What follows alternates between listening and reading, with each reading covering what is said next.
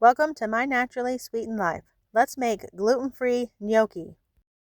Today we're going to make potato gnocchi, so that means that you need some leftover mashed potatoes. If you do not have any leftover mashed potatoes, that's okay, you can still make these. Just peel some potatoes, cut them up, and put them in a pot, cover them with water, and simmer them until they are tender. Once they are tender, you drain them and then mash them, and there you have potatoes ready to make gnocchi. The idea behind using leftover mashed potatoes is that after the mashed potatoes have sat in the fridge, they're not as wet or loose, and they kind of lose some of their moisture, so they're easier to work with, and you don't have to add as much flour when you're making them. And I think this allows your gnocchi to be more tender instead of more firm because of the flour.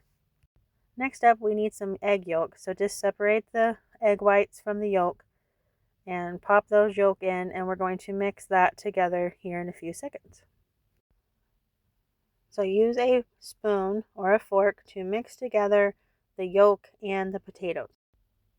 Make sure that they are thoroughly combined. The last ingredient is gluten-free flour. This is where it can get kind of tricky. The amount of flour actually depends on how wet your potatoes are. Sometimes you will need more, and sometimes you will need less. When you are following the recipe, do not put all of the flour in at one time.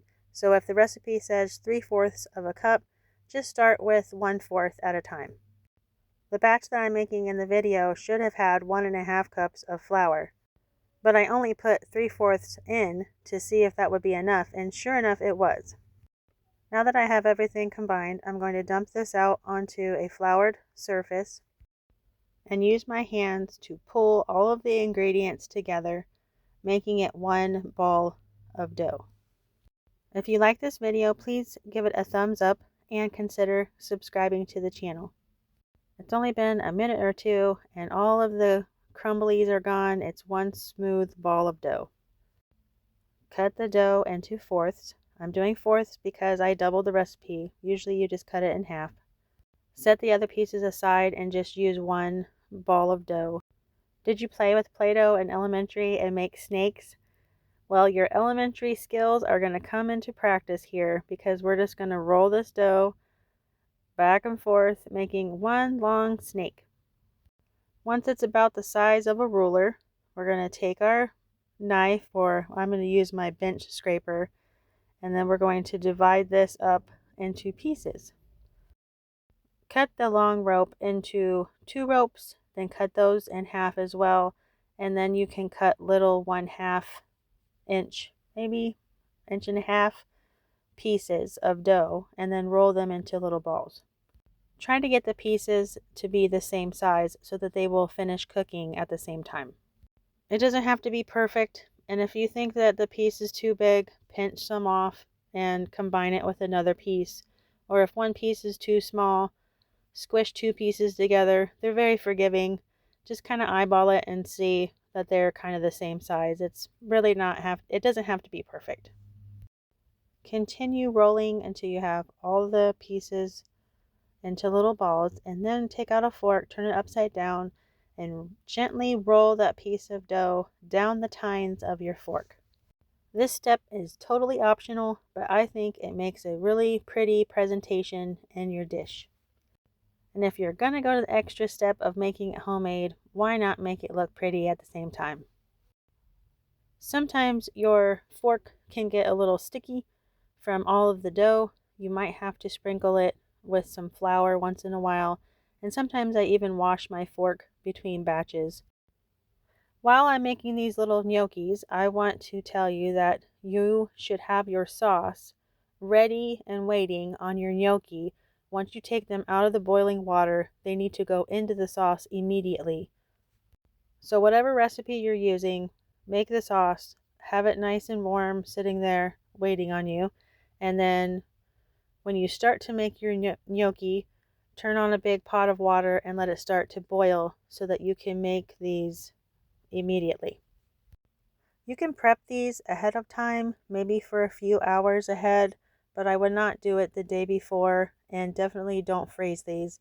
We don't have any gluten in these, so the structure just breaks down after you freeze them, and they're really mushy and gross. So this is a make it and eat it kind of a deal. So I'm going to use one more hunk of dough, and we're going to continue the process just like we did before. Roll it out like a big long snake, cut it up into pieces, roll it into little balls, and then roll it down the fork. Once we get all that done, I'll show you the boiling process. Alright, it's time to drop the gnocchi into the water. And sorry about the steam, but I couldn't get my camera far enough away. It'll calm down here in a second. You just put the gnocchi inside of the water, and right away they're going to drop to the bottom of the pot. And after maybe 30 seconds or so, maybe a minute, they'll come floating to the top of the water. And once they float to the top of the water, turn your timer on for 2 minutes and let them simmer for the extra 2 minutes. Some people say that as soon as the gnocchi come to the top, they're done, but I find that you can still taste the flour and it's kind of off-putting. So here they go. They're starting to come to the top of the pot. Little bit by little bit, they just kind of bounce up. It's fun to watch, I think. Once the 2 minutes are up, you're going to take a big slotted spoon and just scoop them out, let them drain a little bit, and plop them right into the gravy that you have, or sauce, whatever you're going to put them in. Once the gnocchi are where they belong, give them a good stir, putting the sauce all over them, coating them so they don't dry out and get hard or rubbery. And if you happen to have more gnocchi to make, just continue the process of rolling them out and boiling them and adding them to your sauce. If you would like the full printable recipe, I will leave a link in the description below to mynaturallysweetenedlife.com. And as always, thanks for watching, and I'll talk to you later.